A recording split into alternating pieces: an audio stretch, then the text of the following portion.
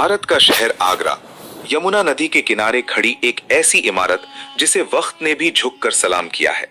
सफेद संगमरमर का ये वो सपना है जिसे एक बादशाह ने अपनी महबूबा के लिए हकीकत में बदल दिया।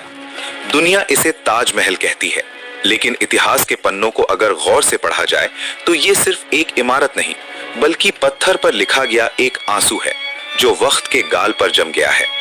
आज हम आपको 400 साल पीछे उस दौर में ले चलेंगे जहां तलवारों की खनक के बीच पायल की छमछम गूंजती थी, जहां हिंदुस्तान दुनिया का सबसे अमीर मुल्क था और जहां एक ऐसी प्रेम कहानी ने जन्म लिया जिसने मौत को भी हरा दिया।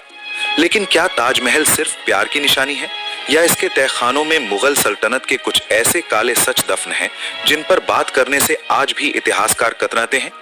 इस कहानी की शुरुआत ताजमहल के बनने से नहीं, बल्कि उस दिन से होती है जब एक 15 साल के लड़के ने एक लड़की को पहली बार देखा था।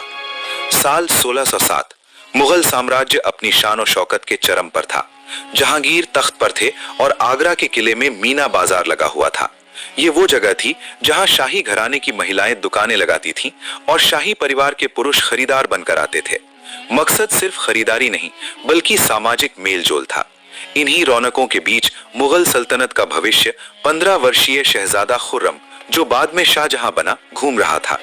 अचानक उसकी नजर एक दुकान पर पड़ी जहां रेशम और कांच के मोतियों का काम हो रहा था। वहां खड़ी थी 14 साल की अर्जुमंद बानो बेगम।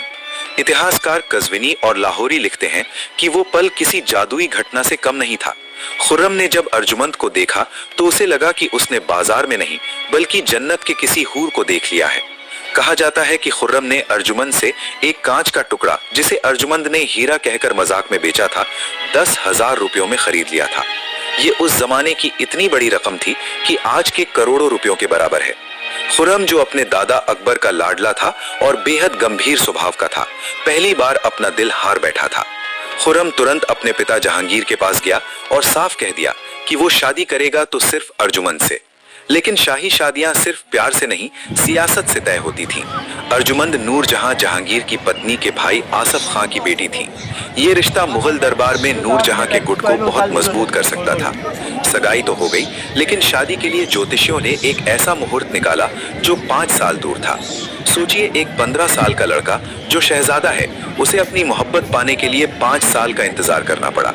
इन 5 सालों में खुर्रम ने दूसरी शादियां भी की, जो कि एक राजनीतिक मजबूरी थी, लेकिन उसका दिल सिर्फ अर्जुमंद के पास था। आखिरकार 1612 में वो घड़ी आई, शादी हुई और अर्जुमंद बानो बेगम बनी मुमताज महल, यानी महल का नगीना। मुमताज महल कोई आम रानी नहीं थी, वो शाहजहां के हर सुख दुख की साथी थी। चाहे वो शिकार हो, शतरंज का खेल हो या फिर जंग का मैदान, मुमताज हमेशा शाहजहां के साथ साए की तरह रहती थी। मुगल इतिहास में ऐसा कम ही देखा गया था कि कोई बेगम बादशाह के साथ खतरनाक जंगी मुहिमों पर जाए, लेकिन मुमताज हर जगह मौजूद थी। शाहजहां का उन पर भरोसा इतना गहरा था कि शाही मुहर, जिससे फरमान जारी होते थे, मुमताज के पास ही रहती थी।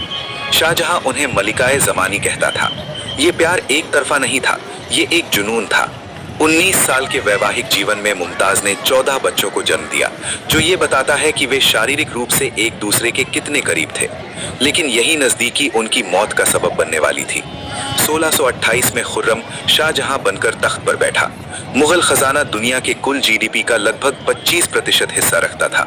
सोने की नदियां बह रही थीं, लेकिन